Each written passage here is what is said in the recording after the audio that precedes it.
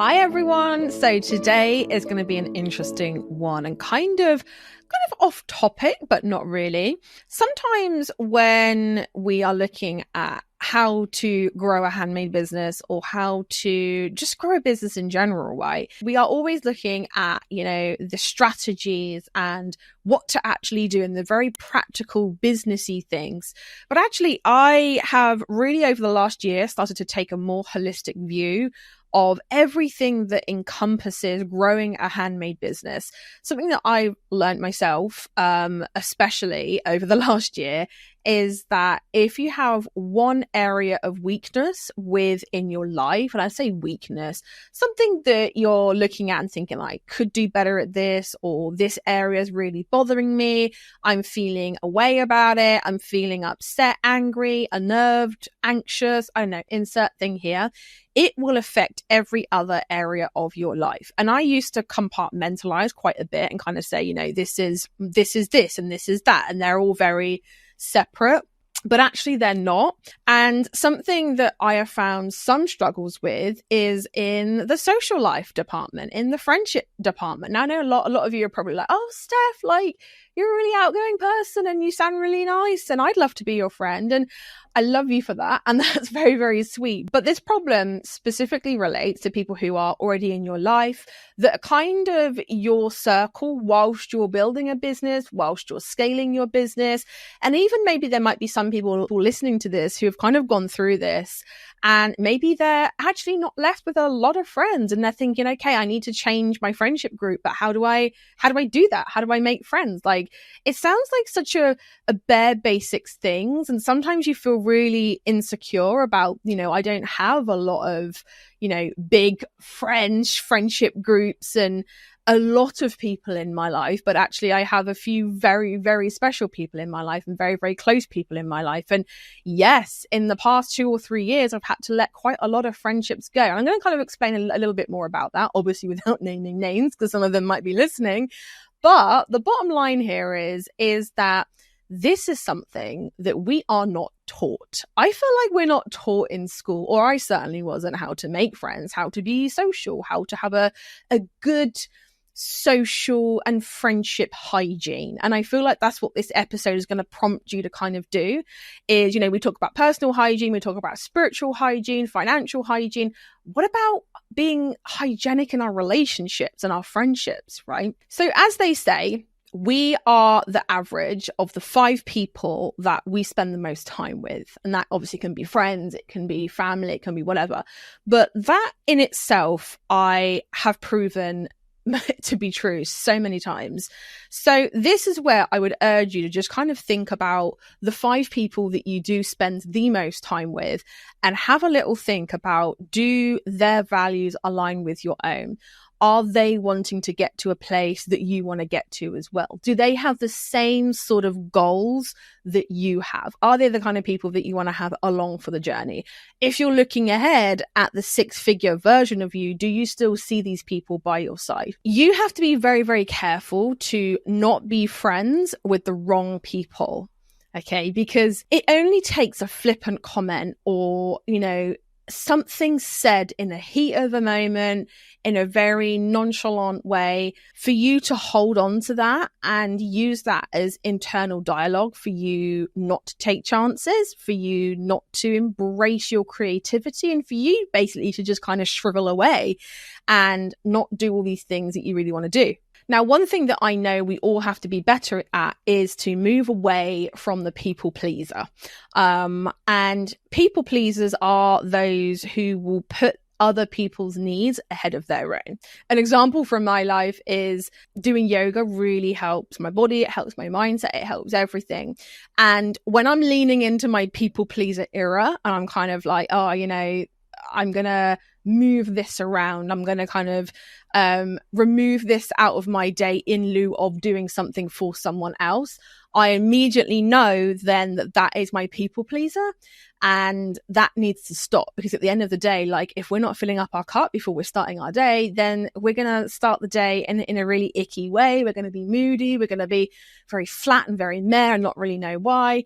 And that is a big red flag. And that is something that I would look to those relationships that are maybe making you feel like you have to please them in order for them to be in your life.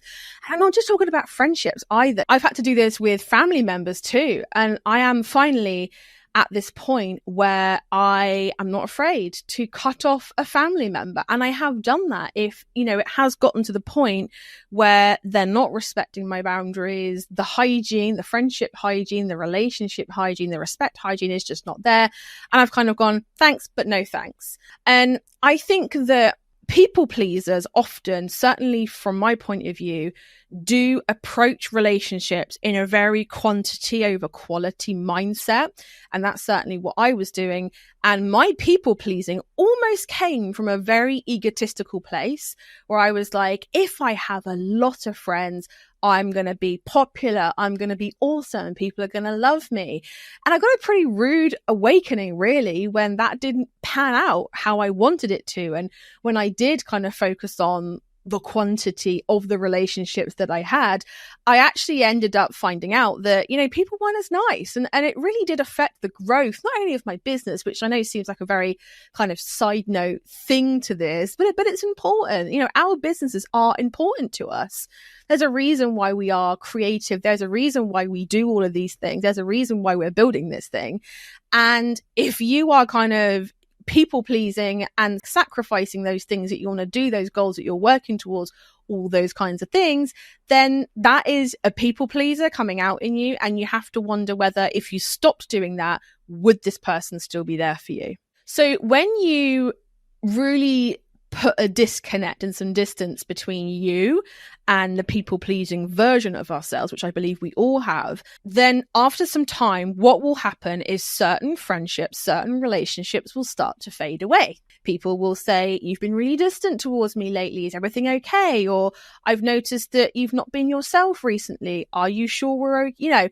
And there is a lot to be said for just saying, no, I've actually just changed the way I'm holding my boundaries, and I'm doing some personal work on me. So I'm fine. Thank you for checking, but nothing's kind of going on. I think on this note, it's really important to say that, and this is something that I learned as well, is that friendship endings are supposed to happen. You are not supposed to have the same circle of friends that you did way back in junior school all the way through to now adulthood, assuming that's who is listening right now. But you're not supposed to have the same friendship group your entire life. You're not supposed to never go through a friendship ending or a friendship breakup, which I hate the word of that because it sounds so dire, but you are supposed to do those things. You are supposed to break up with friends. You are supposed to end things with friends. And I'm not saying it in a major dramatic way, but it might just be as simple as kind of restricting the amount of time that you spend with them, putting your boundaries in place, and just letting things fade away. And I must say, I am someone who's very black and white, and I really struggled with this. I really struggled with I want to either know if you're in or if you're out. And it wasn't until I was actually doing some kind of thinking and making notes on doing this that I was like, you know what? That's on me. That's a very compartmentalized version of my personality that wants to kind of say you're either in or you're out. So it's really important to kind of note that and kind of just embrace and accept that there's no reflection on you if your friendships are designed to fade away. At the end of the day, that is the purpose of life. You are designed to adapt and change and grow. And if I said to you, are you still into the same things that you were into 5 years ago or 10 years ago? You'd say, no, I used to like this. I used to go out and do that. This used to be my everyday life, and now it's not. So it kind of makes sense, doesn't it? That, your people who are around you, your circle, are going to change as well. And that is no reflection on you. That is no weakness on you. That is just how things go. when you're not a people pleaser and you are someone who is so confident in who you are, you're being authentic, you have friendship standards, you have all these things that you are doing and really stepping into, and it does take work, it takes commitment, it takes dedication, less people are going to want to be friends with you. And again, this is something that I learn a lot. And people who are the kind of people who want to be friends with people pleasers who have no boundaries do so because it's easy and it benefits them. Okay. So less people are going to want to be friends with you because you're not that, doormat of a people pleaser anymore. And it's not easy to manipulate you, I suppose is the right word. I think I probably can't think of any other word, but you're easier to kind of control and be able to mold the relationship to fit around them. So it's natural that less of these people are going to want to be in your circle. And surprisingly enough, it might mean that some current people that are in your circle might begin to fade away. And again, that's completely normal. There's also a lot to be said for having the right energy when it comes to approaching relationships and friendships. And I think that the same way as you would in a kind of romantic relationship, you cannot approach it with this, I need someone, I need a friend, I need this, I need, you know what I mean? It's almost this, the same with sales as well. Does anyone notice that when you're like, I need sales, I need sales, I need sales, the minute you kind of go, oh, I'm going to give up, or you detach from it, then is when you start to get sales. I feel as if you come with that desperate energy in doing anything in your life, really, but especially friendships, you almost attract the wrong people who, yes, they are a relationship, they're a body, they're a person to talk to, but it's the wrong people. So I think the minute that you declare that you're okay being on your own, you're okay being independent, you're not making room for the wrong people to fulfill your ego, to make you feel good, I think that is when you start to attract the right people, almost when you're not looking for them. I think that overall, the more selfish you are, the better. Because, and I really want to kind of really reverse the way we think about being selfish. Because when someone says you're selfish, it's often quite an insulting thing to say. And it makes us feel like we're not considerate of others. And by the way, that's not what I mean when I say someone's selfish. You know what I mean? But being selfish, I actually think is a really important trait because you are aware of how full or empty your cup is. And I think it's important to be really aware of that. If you're giving from an empty cup, you're not going to be showing up in your best self. Okay. You're going to be yelling at your kids. You're going to be losing your temper. You're going to be doing all these things. And quite often I do see that the people that are doing all of these things are doing so because they're not being selfish enough. And they're not saying, I need to do this, I need to do that. Please allow me my boundaries. Please allow me my time to do this. Please leave me alone for 5 minutes. And there's lots of ways to be more selfish and be more almost like self-obsessed, but in a good way.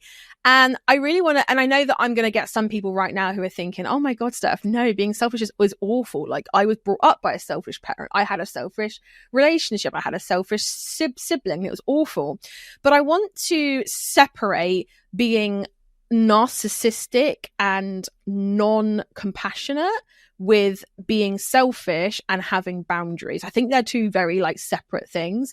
And having experienced all of those things, I can say that from my own point of view that they are very different. When you become friends with someone, you are ultimately letting their energy seep into your life, and that's a really important exchange. That's like blood brothers level of exchange.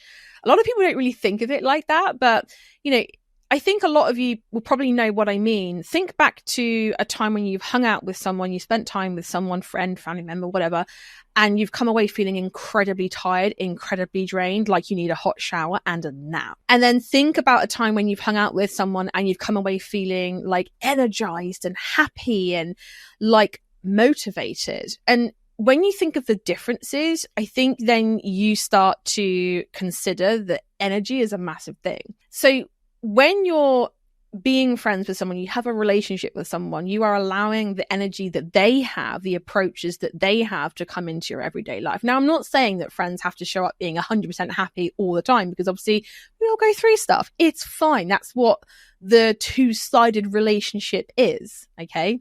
But sometimes when somebody likes you, that is not a compliment to you.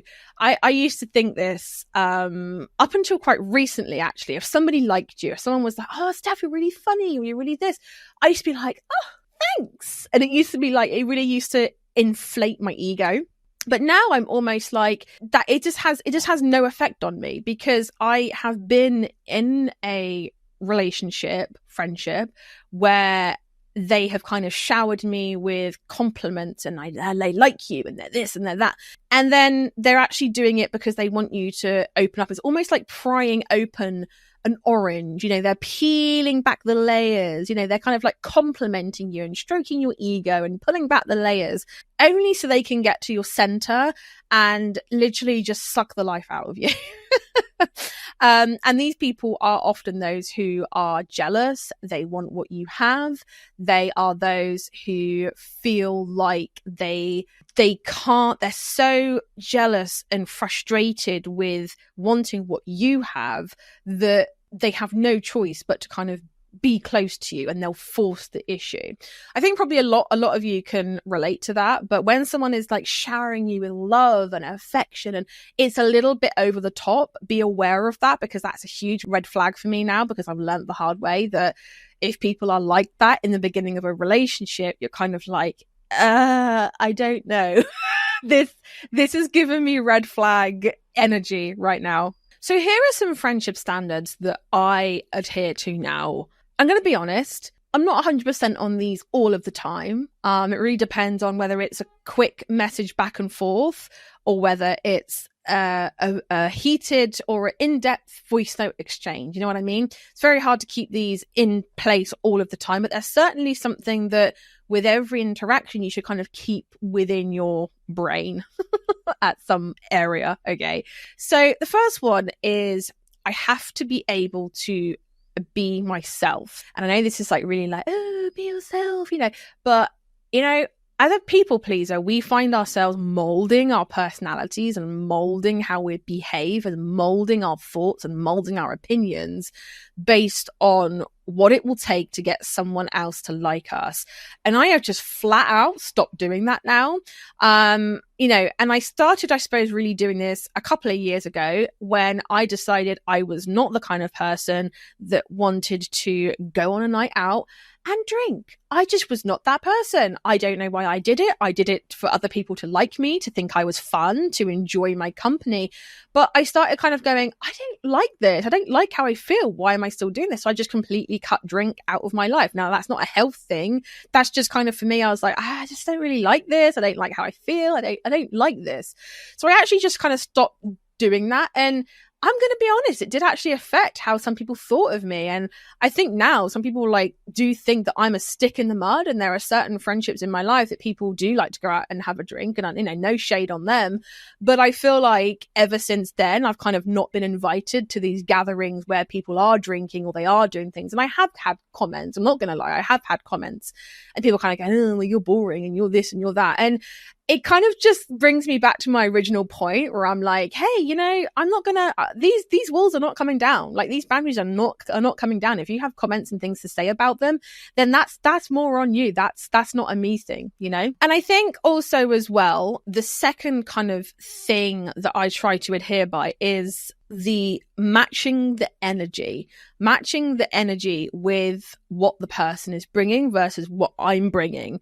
I think, and I have had friends in the past where I've been very upbeat, I've been very happy, I've been very like, oh, let's go for a nice day out. And then the person has been very like, and very drainy, and like, think of sadness from like inside out. And that was how they talked all the time, even when they were happy. And their body language, their energy was that of everything is crap and everything sucks and nothing ever goes my way.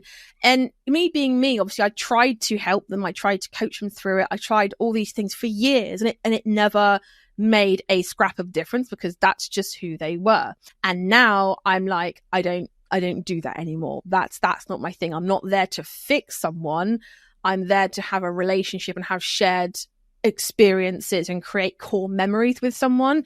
I'm not there to fix someone. Of course I will help friends, and I really do put myself out to be there for people who would be there for me. And that leads me on to my next point, is that it has to be a two-way street. I cannot stand it when you don't message someone for 4 weeks, 5 weeks, 6 weeks, 8 weeks, whatever, and then you'll message and say, are you okay? Like, you haven't heard from you in a little while. And their first comeback is, well, you didn't message me.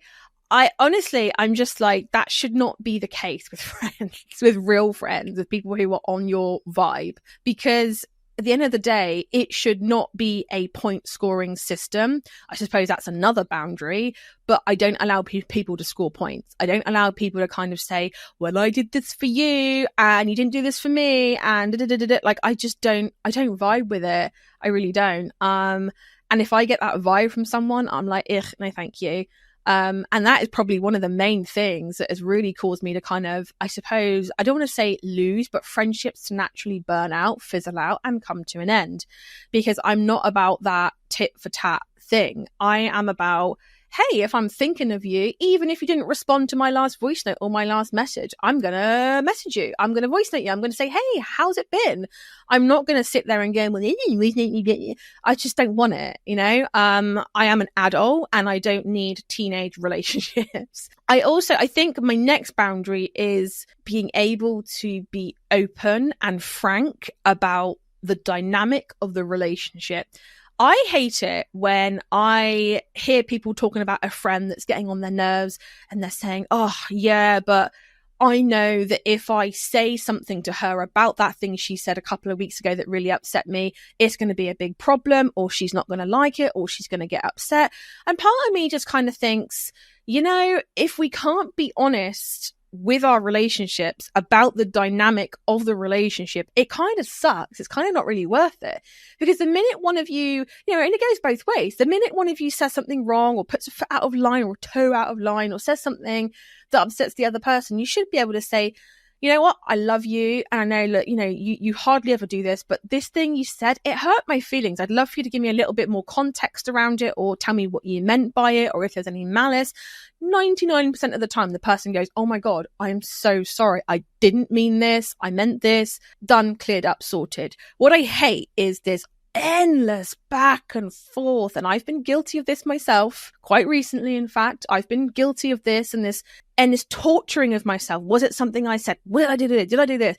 And I hate it. I think it's just really important to be able to be honest and open. And as long as there's not a lot of problems all of the time, then just be honest about being accountable within the relationship and apologize where necessary. I would so much rather someone come to me and say, you know what, Steph, I didn't like what you said the other day about this, and it kind of upset me. And I know that's probably a reaction of something I said, but I would love to talk about it. And I'm like, yes, I'm down for that. That's a massive boundary for me. And that's something that I think just in general will cause you to have better friendship hygiene.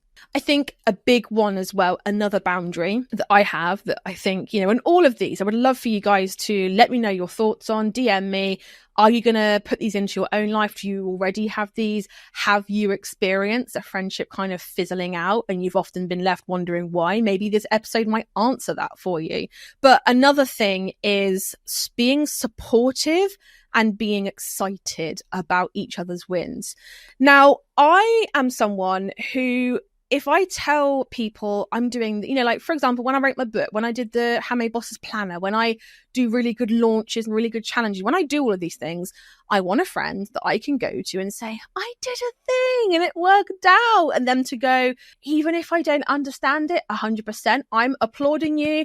I'm there for you. What are we going to do to celebrate? You know, what are you going to, you know, and actually ask questions and be interested. And I know that a lot of this might be on a, interests level.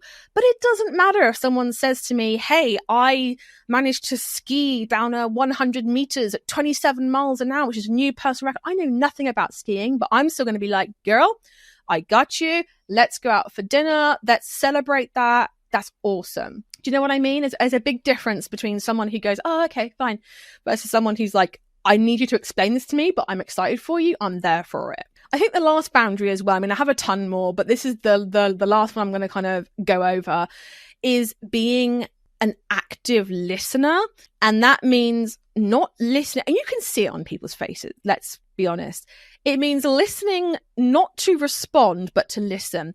So many times, if you're talking to someone and they start slowly opening their mouth or rolling their eyes or looking elsewhere, they're waiting for you to finish because they know what they want to say. And they are like, I finished listening to you now. I know what you're going to say, and I'm going to just respond when you shut up. And I hate it, and it's a pet peeve of mine, and I cannot stand it. It's listening in an active way rather than being like, again, like I said, listening to just respond.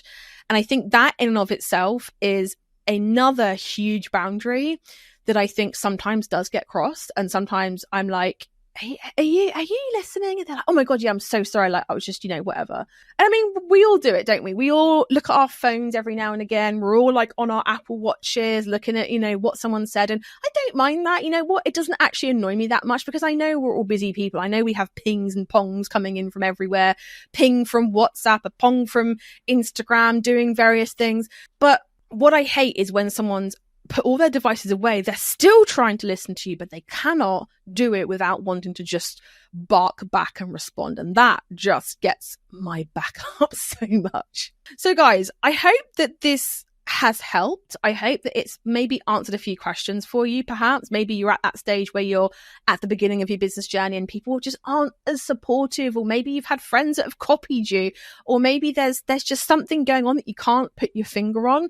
I really hope that this has helped. And if not, you know what? Next week, I'll be back with the strategies and all the fun stuff. But today and always, I really want to take a holistic view at everything around a business owner's life, and ultimately how tweaking a few things in all these areas can get you to where you want to go. But for now, my loves, thank you so much for watching/listening wherever you're consuming this, and I will catch you in the next one. Thank you so much for tuning into How to Be a Handmade Boss. And if you're eager to boost your Etsy sales within just 7 days, then be sure to join my most popular free training at handmadebosses.com/conversion. You can also find the link in the show notes as well. Keep an eye out for our next episode where we'll be continuing our journey towards handmade business success together. And until then, keep crafting and stay inspired, because the world really does need those special creations that only you can make.